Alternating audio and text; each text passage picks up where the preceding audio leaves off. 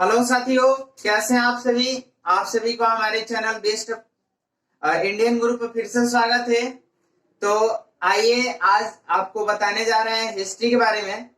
देखिए, आप अगर किसी भी एग्जाम की तैयारी कर रहे हैं तो एक बार जीके जरूर देखें, क्योंकि ये जो है बहुत ही शॉर्ट तरीके से और मेंशन करके ये आपको बताने का प्रयास किया जा रहा है। तो हमारे चैनल इंडियन गुरु को ज्यादा से ज्यादा शेयर करें, सब्सक्राइब करें और उन बच्चों को भी बताएं जो बिल्कुल वैसे जीके नहीं सीख पाए हैं, जो बिल्कुल नॉर्मल है। तो आइए आपको बताएंगे। जैसे हिस्ट्री में हम बता दें आपको, ऑल एग्जाम जीके में है। जैसे हम भारत की इतिहास बताने जा रहे हैं, तो इसमें भारत के इतिहास में सबसे पहले हमें क्या जानना है कि जैसे कि एक मान लीजिए कि आपकी स्थिति के बारे में हम बताएं, तो स्थिति में आपको क्या समझना है। जैसे मान लीजिए कि ये उत्तर है, उत्तर में हिमालय तक भारत की स्थिति है। दक्षिण की बात करें तो हिंद महासागर तक इसकी स्थिति है, और पूरब में बंगाल की खाड़ी इसकी स्थिति है। और पश्चिम की बात करें तो पश्चिम में हमारा अरब सागर पड़ता है। यानी इसी से हमारा हिस्ट्री के नॉर्मल जानकारी मैप के अनुसार मिलता है। जैसे उत्तर में हमारा हिमालय हो गया, पूरब में बंगाल की खाड़ी और दक्षिण में हिंद महासागर और पश्चिम में अरब सागर है। उसके बाद आइए थोड़ा सा नोट बता दें, भारत की इतिहास के बारे में थोड़ा सा बताएं, आपको नोट करिएगा। जैसे देखिए, उत्तर में हिमालय से लेकर दक्षिण में समुद्र तक फैला, यानी उत्तर में हिमालय से लेकर दक्षिण में समुद्र तक फैला यह उपमहाद्वीप भारतवर्ष के नाम से जाना जाता है। यानी भारतवर्ष के नाम से जाना जाता है। और यह भी बताया गया है जिसे महाकाव्य या पुराणों में भारत का देश कहा जाता है। यानी इसे महाकाव्य या पुराणों में भारत का देश कहा जाता है, तथा यहाँ के निवासियों को भारत की संतान कहा जाता है। जो भी भारत के निवासी है उसे भारत की संतान कहा जाता है। आगे हम एक फैक्ट आपको बताएं। जैसे यूनानियों ने भारत को इंडिया तथा मध्यकालीन मुस्लिम इतिहासकारों ने इसे हिंदुस्तान के नाम से संबोधित किया। आपको बताएं, जैसे देखिए, यूनानियों ने भारत को इंडिया तथा मध्यकालीन मुस्लिम इतिहासकारों ने इसे हिंदुस्तान के नाम से संबोधित किया। ऊपर से आपको दिखाई दे रहा है जैसे कि उत्तर में हिमालय से लेकर दक्षिण में समुद्र तक फैला यह उपमहाद्वीप भारतवर्ष के नाम से जाना जाता है, जिसे महाकाव्य या पुराणों में भारत का देश कहा जाता है, तथा यहाँ के निवासियों को भारत की संतान कहा जाता है। फैक्ट नंबर 2 में यूनानियों ने भारत को इंडिया तथा मध्यकालीन मुस्लिम इतिहासकारों ने इसे हिंदुस्तान के नाम से संबोधित किया। जो आपको यहाँ पे हम दिखा दे रहे हैं कि जैसे ही ये उत्तर में हम हिमालय आपके बारे में बताए, पश्चिम अरब सागर, उसी तरह से दक्षिण में हमारे क्या है, हिंद महासागर है। इस तरह से आगे हम बताएं आपको। फैक्ट नंबर 2 में आपको बता दे, जैसे देखिएगा, सुविधा के लिए जैसे कहा जाता है कि भारत के इतिहास जो है क्या किया गया, सुविधा के लिए इसे 3 भागों में विभाजित कर दिया गया कि अच्छे से इसके अध्ययन की जा सके। तो यहाँ पे हम जानेंगे कि भारत की जो मतलब हिस्ट्री जो थी उसे 3 पार्टों में बांटा गया और उसको किस तरह से किस रूप में रखा गया। जैसे इतिहास की बात करें, आपको जो हिस्ट्री हमारी थी, हिस्ट्री यानी जो हमारी इतिहास थी, इसे सुविधा के लिए 3 भागों में बांट दिया गया। और ये 3 भाग कौन कौन से थे देखिएगा, बिल्कुल नॉर्मल तरीके से समझाएंगे आपको। देखिए यहाँ देखेंगे, पहला हमारा था प्राचीन भारत, दूसरा हमारा था मध्यकालीन भारत,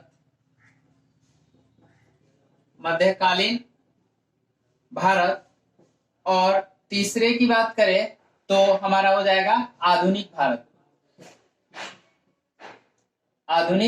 भारत। तो यहाँ पे हमें एक चीज ध्यान देना है कि ये जो प्राचीन भारत था, प्राचीन भारत कब से कब तक चला, तो ध्यान रखिए, जैसे 600 ईसा पूर्व से लेकर के ये 712 ईस्वी तक चला ये। उसके बाद से मध्यकालीन भारत जो चला ये 712 ईस्वी से लेकर 1707 ईस्वी तक चला। उसके बाद से ये जो था 1707 से लेकर के अभी तक इसकी स्थिति बताई जाती है अभी तक। यानी ये जो हमारा इस तरह से था। तो यहाँ हम हिस्ट्री के बारे में जब बताएं तो प्राचीन भारत हमारा 600 ईसा पूर्व से लेकर के 712 ईस्वी तक, और ये 712 ईस्वी से लेकर के 1707 ईस्वी तक चला। उसके बाद 1707 से लेकर अभी तक हमारा मॉडर्न हिस्ट्री चला। तो इस तरह से हमें इनके बारे में अच्छी तरह से जानकारी मिली। दूसरी फैक्ट बातें हमें जानकारी करना है कि सबसे पहले ये प्राचीन जो भारत है, प्राचीन भारत की जानकारी हमें कैसे लगी, और प्राचीन भारत की जानकारी में प्राचीन भारत जो है अच्छी तरह से किस तरह से पता चला, प्राचीन भारत के बारे में कैसे जानकारी मिली। तो देखिए हम अगला फैक्ट आपको बताएंगे। जैसे प्राचीन भारत की बात करें तो प्राचीन भारत की जानकारी हमें किन किन स्रोतों से मिला। तो सबसे पहले हमें प्राचीन भारत की जानकारी धर्म ग्रंथ से लगी, धर्म ग्रंथ से या ऐतिहासिक ग्रंथ से, ऐतिहासिक ग्रंथ से इसकी जानकारी लगी। दूसरे बता दें आपको विदेशियों के विवरण से जानकारी लगी, विदेशियों के विवरण से। उसके बाद तीसरे नंबर में पुरातत्व संबंधी साक्ष्य से, यानी प्राचीन भारत की जानकारी जो हमें लगी धर्म ग्रंथ या ऐतिहासिक ग्रंथ या विदेशियों के विवरण से। तीसरे फैक्ट में बता सकते हैं पुरातत्व संबंधी साक्ष्य से इसकी जानकारी लगी। धीरे धीरे इसके बारे में जब बताया गया कि प्राचीन जो भारत है इसकी और भी स्थिति डेवलप हुई, तो देखिए आगे हम बताएंगे आपको यहाँ पे प्राचीन भारत के बारे में धर्म ग्रंथ से इसकी जानकारी लगी ज्यादा से ज्यादा। तो यहाँ हमें एक चीज और समझना है, जैसे सबसे पहला इसका जो फैक्ट है धर्म ग्रंथ या ऐतिहासिक ग्रंथ, इसके बारे में बताएं।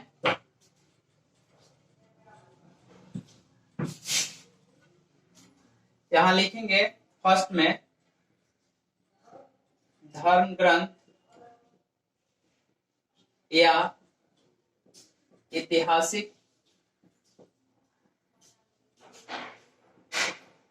ग्रंथ से मिलने वाली जानकारी।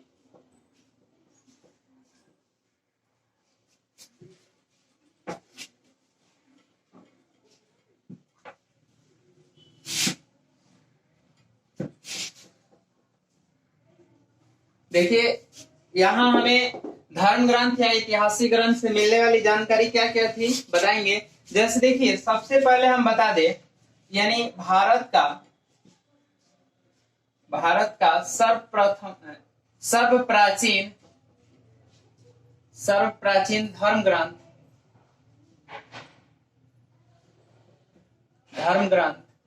वेद है।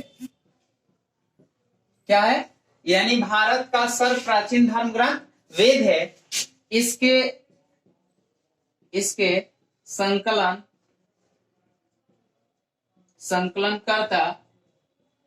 संकलनकर्ता महर्षि वेद व्यास जी को माना जाता है। यानी यहाँ पे एक चीज जानकारी करना है, यानी प्राचीन भारत की जो जानकारी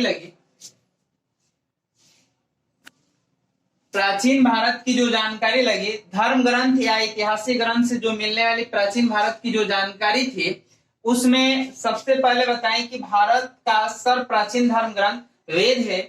इसके संकलनकर्ता महर्षि वेद व्यास जी को माना जाता है। यानी महर्षि वेद व्यास जी ने सबसे पहले धर्म ग्रंथ के बारे में बताया, और धर्म ग्रंथ के बारे में उन्होंने ये प्रमाणित कर दिया कि ये वेद जो है इससे प्राचीन भारत की जानकारी लगती है।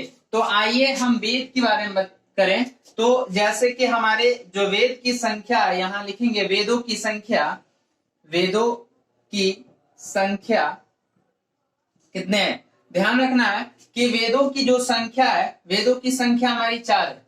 कौन कौन से हैं? पहला जो हमारा वेद है वो है ऋग्वेद, यानी पहला जो वेद है ऋग्वेद।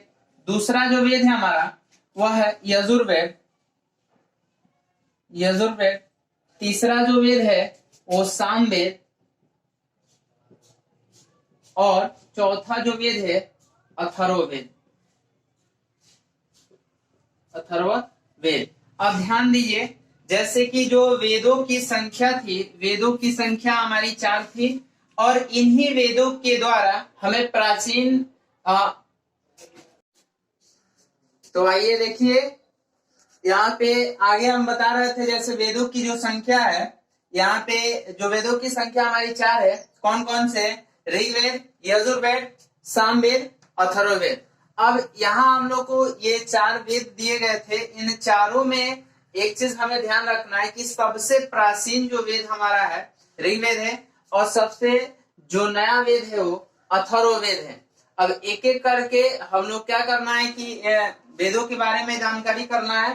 तो देखिए, जैसे ये जो वेद है, ये वेद जो है इनमें चारों में प्राचीन जो हमारा ऋग्वेद रहा, पहले इसके बारे में ही हम बताएंगे। उसके बाद ये जो स्थिति होगी सबके अलग अलग करके बताया जाएगा। जो भी क्वेश्चन इससे बनेगा और सारे क्वेश्चन बताया जाएगा।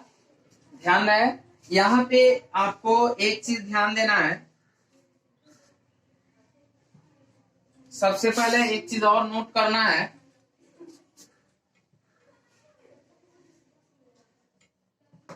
क्या नोट करना है?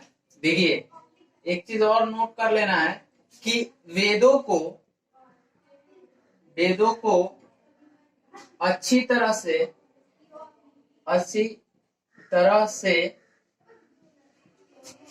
अध्ययन करने के लिए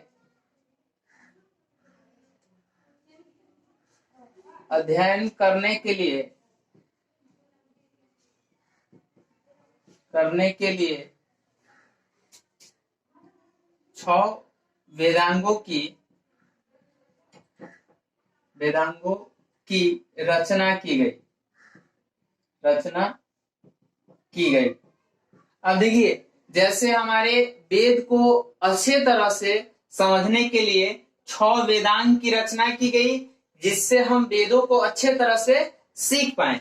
तो देखिए, 6 वेदांग हमारे कौन कौन से नोट करेंगे। 6 वेदांग हमारे, पहले हमारा शिक्षा, दूसरा ज्योतिष, तीसरा हमारा हो जाएगा कल्प, चौथा व्याकरण, और 5वां निरुक्त, 6ठा छंद।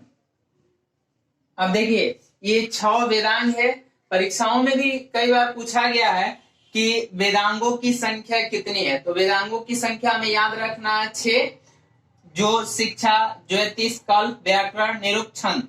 और वेदों की संख्या याद रखना है कितना? 4। अब देखिए, जैसे कि जो फैक्ट हमारा ऋग्वेद में बनेगा वो कुछ फैक्ट हम लिखेंगे।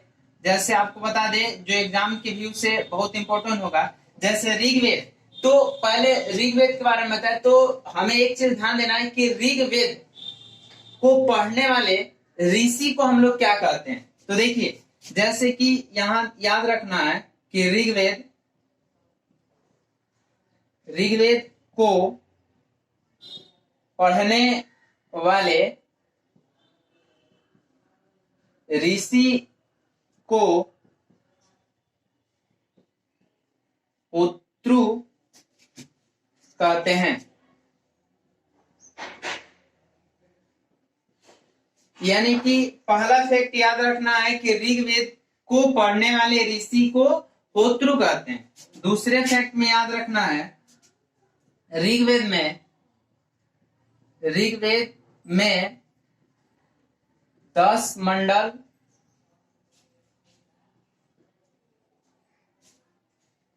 1028 सूक्त तथा 10,462 ऋचाएं हैं। ये एग्जाम की व्यू से बहुत महत्वपूर्ण है कई बार परीक्षाओं में पूछा भी गया है कि ऋग्वेद में कितने मंडल है, तो याद रखना है कि 10 मंडल है। कितने सूक्त थे? 1028 सूक्त थे तथा 10,462 ऋचाएं। ऋचाओं की संख्या 10,462 है। उसके बाद से आगे फैक्ट नंबर 4 में तीसरे, जैसे ये हमारा फैक्ट 1 हो गया, 2 हो गया, और इसी तरह से ऋग्वेद में हम अगला फैक्ट जानेंगे। जैसे देखिएगा यहाँ पे करना क्या है, जैसे ऋग्वेद के अंदर हम फैक्ट नंबर 3 में देखेंगे। ऋग्वेद के तीसरे मंडल में विश्वामित्र द्वारा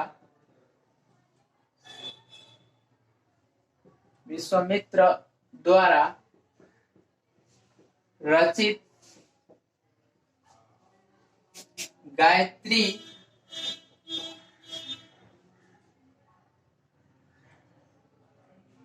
गायत्री मंत्र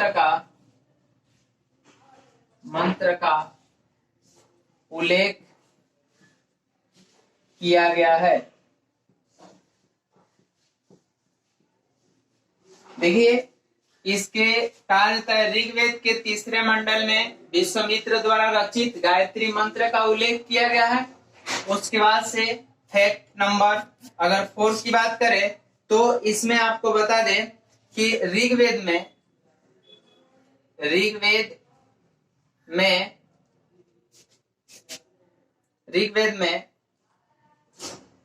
इंद्र के लिए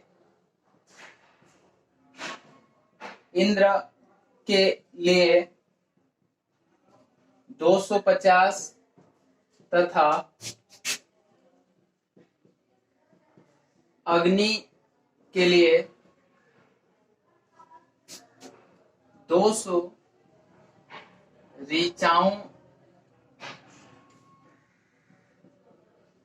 ऋचाओं का उल्लेख किया गया है। 200 ऋचाओं का उल्लेख किया गया है। और फैक्ट नंबर अगर 5 की बात करें तो देखिए इसमें अगला हम बता दें कि ऋग्वेद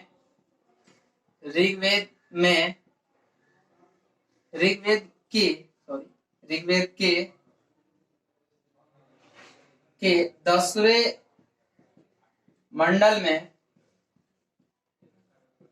मंडल में चतुष्वर्णीय समाज का उल्लेख किया गया है।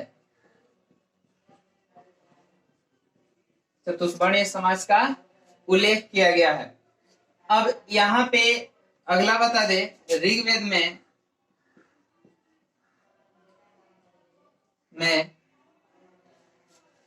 में देवता सोम का उल्लेख 9वें मंडल में किया गया है। यानी ये देखे तो कम से कम इतना क्वेश्चन जो है हमारे ऋग्वेद के अंदर से बन सकते हैं। आपको बता दें कि जैसे कि पहले भी मैंने लिखा था और उसी तरह से ये ऋग्वेद के अंदर इतनी सारी ऑब्जेक्टिव के क्वेश्चन बन सकते हैं। आगे हम आपको बताएं। इसके बाद से यहाँ पे आपको अगला जो हमारा वेद है, एक एक करके सभी वेदों के बारे में आपको इस वीडियो में मिलेगा। तो केवल आपको ये जो भी क्वेश्चन इसके अंदर जो बनने वाला है, मैं इस क्वेश्चन को लेकर के आया हूं, आप इस क्वेश्चन को आसानी से समझें। अगला हमारा जो बनता है, कौन सा वेद बनता है? यजुर्वेद। यजुर्वेद के बारे में जो फैक्ट बनने वाला है वो फैक्ट हम बता रहे हैं। जैसे कि तो मैं आपको बता दूं कि ये वीडियो आप ज्यादा से ज्यादा शेयर करें क्योंकि ये मैंने बहुत इम्पोर्टेंट से इस वीडियो को बनाया है। आप इस वीडियो को लाइक करें, शेयर करें, कमेंट्स करें। जय हिंद, जय भारत।